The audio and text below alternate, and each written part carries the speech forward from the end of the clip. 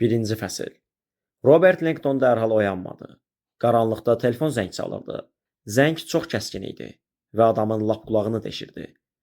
Əlini dolabçada gəzdirib gecə lampasını yandırdı və gözlərini qıyaraq otağa baxdı. Renessans stilində məxməri yataq dəsti, 16-cı Ludovikin dövründən qalma mebel, əl ilə işlənmiş divar naxışları, qırmızı ağacdan düzəldilmiş bəzəkli və böyük taxt. Lənət şeytana, mən hardayam? Kreslonun arxalığında üstünə Ritz Oteli Paris yazılmış xalat. Başındakı duman yavaş-yavaş çəkilməyə başlayırdı. Langdon dəstəyi qaldırdı. Alo, Monsieur Langdon? Kişi səsi idi. Ümidvarım mən sizi yuxudan oyatmadım. Langdon gözlərini qıyaraq stol üstü saata baxdı. Əqrəblər gecə 12:32-ni göstərirdi. O cəmsi 1 saat yatmışdı və hələ yorğunluğu canından çıxmamışdı. Monsieur, sizi narahat edən qapıçıdır. Bağışlayın, sizi bir nəfər görməyə gəlib. Deyir ki, vacib işi var. Langdon hələ də diqqətini cəmləyə bilmirdi. Onu görməyə gəliblər. Gözü dolabçanın üstündəki əzik kağıza sataşdı. Bu balaca afişa idi. Paris, Amerika Universiteti.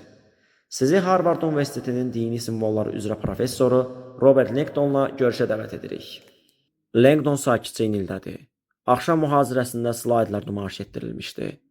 Şarter kilsəsinin daş anbarında tapılmış bütpərəstlik simvolları və bu, konservativ professorların heç də xoşuna gəlməmişdi.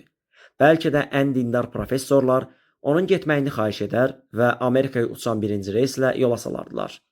Bağışlayın, Langdon cavab verdi. Mən çox yorulmuşam və... Miss Monsu, qapıçı səsini içinə çəkərək pıçıltı ilə təkid etdi. Sizin qonağınız çox nüfuzlu şəxsdir. Langdonun buna şübhəsi də yox idi. Dini əlyazmalar və simvollara sitayiş barədə yazdığı kitablar onu incəsənət aləmində məşhurlaşdırmışdı. Ancaq mənfi tərəfdən. Keçən il isə Langdonun qalmaqallı şöhrəti Vatikanda baş verən və mətbuat tərəfindən geniş işıqlandırılan insidentdə iştirakından sonra daha da artmışdı və o vaxtdan müxtəlif tarixçilər, incəsənət sahəsindəki diletantlar onu sakit buraxmırdılar. Xahiş edirəm, Langdon mümkün qədər nəzakətlə danışmağa çalışdı. Bu adamın adını və ünvanını yazın. Deyin ki, cümə axşamı mən Parisdən getməmişdən əvvəl ona zəng etməyə çalışacağam. Okey, sağ olun. Və qapıçı etiraz edənə qədər o dəstəyi asdı. Üz-gözünü turşudub çarpayıya oturdu. İndi də üz qabığında onu ələ salmaq təsiri bağışlayan, İşıqlar şəhəri Parisin Ritz Otelində şirin yuxuya getmiş körpə kimi yatın. Sözləri yazılmış, stolun üstündəki həftəlik jurnala baxırdı. O çevrilib yorğun halda divardakı böyük güzgüyə baxdı. Orada əks olunmuş kişini demək olar ki, tanımadı. Yorğun, əldən düşmüş kişini. Sən yaxşıca dincəlməlisən, Robert. Axırıncı il onun üçün lap ağır keçmişdi və bu ağırlıq görkəminə də çökmüşdü. Canlı mavi gözlər tutqunlaşmışdı. Ölgün-ölgün baxırdı. Almacıq sümüyünü və çökəyi olan çənəsini cod tük örtmüşdü. Gicgahlarının ağarması azmış kimi gur, qara kəkilinə də dən düşmüşdü. Ağ saçların ona yaraşdığını bütün qadın kollegaları desə də, o özü bundan qətiyyən razı değildi. Bu vəziyyətdə məni Boston maqazinə görəydilər. Keçən ay Langdonun təəccüb və təəssüfünə səbəb olmuş Boston maqazin jurnalı onu şəhərin ən maraqlı 10 adamı siyahısına daxil etmişdi.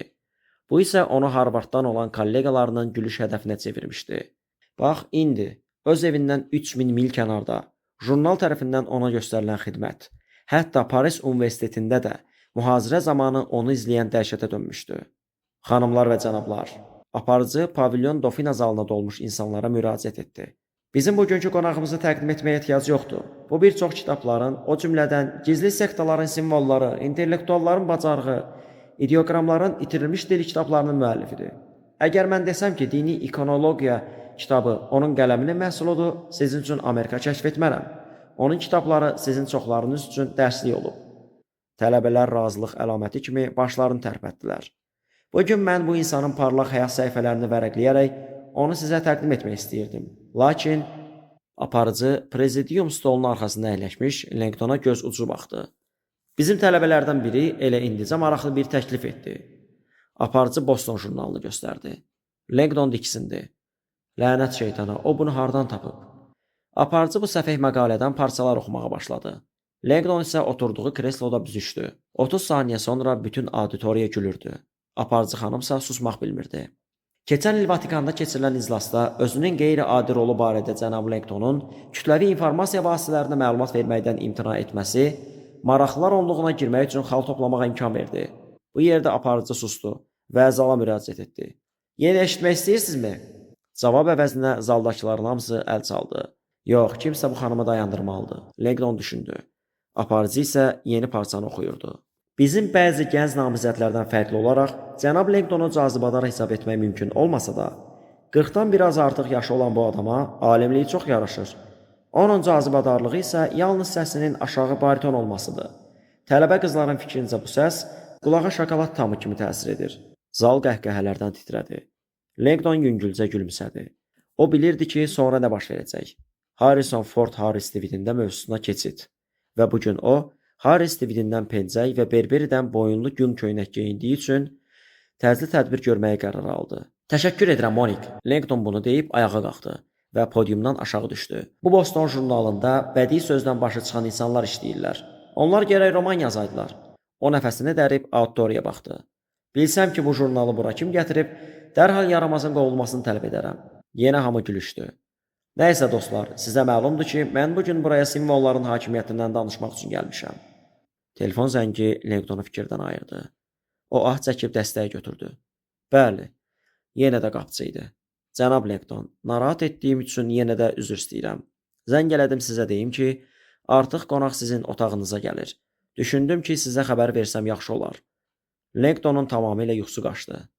Siz onu mənim otağıma göndərdiniz? Bağışlayın, müsyo, amma o böyük adamdır. Onu dayandırmağım doğru olmazdı. Axı o kimdir? Qapıcı dəstəyi açmışdı. Elə həmin anda da qapı möhkəm döyüldü. Langton könülsüz çarpaydan qalxdı. Yalın dabanlar yumuşaq, qalın xalçanın içində itdi. Xalatını geyib qapını açmağa getdi. Kimdir? Cənab Langton, mən sizinlə mütləq danışmalıyam. Kişi ingiliscə aksentlə danışırdı. Səsi qətiyyətli və amirana idi. Mən leytenant Jerome Colleyəm, məhkəmə polisi baş idarəsindən. Langton yerindəcə qurudu. Məhkəmə polisi baş idarəsi və ya ixtisarla MPBB, o bilirdi ki, Fransadakı bu təşkilat təxminən ABŞ-dəki FTB deməkdir. O zənciri çıxarmadan qapını azca araladı. Ona ifadəsiz, arıq üz baxırdı. Göy rəngli formada olan kişinin özü də çox arıq idi. Mən içəri keçə bilərəmmi? Kolle soruşdu. Leytenantın iti baxışları altında Langton çaşıb qalmışdı. Nə olub ki? Mənim kapitanıma sizin köməyiniz lazımdır. Xüsusi bir işin ekspertizasında. Elə indicə? Langton təəccübləndi. Axı gecə yarını keçib. Siz bu axşam Louvre'un kuratoru ilə görüşməliydiniz. Mən düz deyirəm? Langtonu həyəcan bürüdü. Doğrudan da onunla hörmətli Jacques Sonnier mühazirədən sonra görüşməliydilər. Lakin kurator gəlib çıxmamışdı. Bəli, siz hardan bilirsiniz? Onun stolsu təqvimində sizin familiyanızı oxuduq. Əminəm ki, ona bir şey olmayıb. Leytenant nəfəsini çəkdi və aralıqdan polaroidlə çəkilmiş şəkil göstərdi. Fotoşəkli görən Langtonu soyuq tər bastı. Şəkil bir saat əvvəl çəkilib. Louvre muzeyində. Langton adamı dəhşətə salan şəkildən gözlərini ayırmadan, "Axı bunu kim edə bilər?" dedi. "Elə biz də bunu aydınlaşdırmaq istəyirik. Dini simvollar sahəsindəki biliyinizi və Sonnierlə görüşmək istədiyinizi nəzərə alaraq ümid edirik ki, bu işdə bizə kömək edəcəksiniz." Langton gözlərini şəkildən ayırmırdı. Onun həyəcanı qorxu ilə əvəzləndi. Dəhşətli təsvirdi, lakin iş təkcə bunda deyil. O bu səhnəni bir dəfə də hardasa görmüşdü.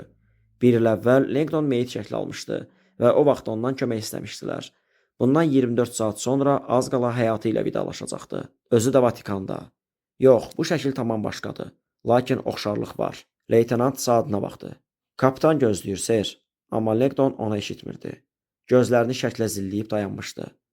Bax, simvol buradadır. Bir də ki, meyit elə qəribə. O zəhərlənib, agent soruşdu. Langton başını tərpətdi və leytenanta baxdı. Sadəcə təsəvvür edə bilmirəm ki, bunu kim edə bilər. Agent qaşqabağını tökdü.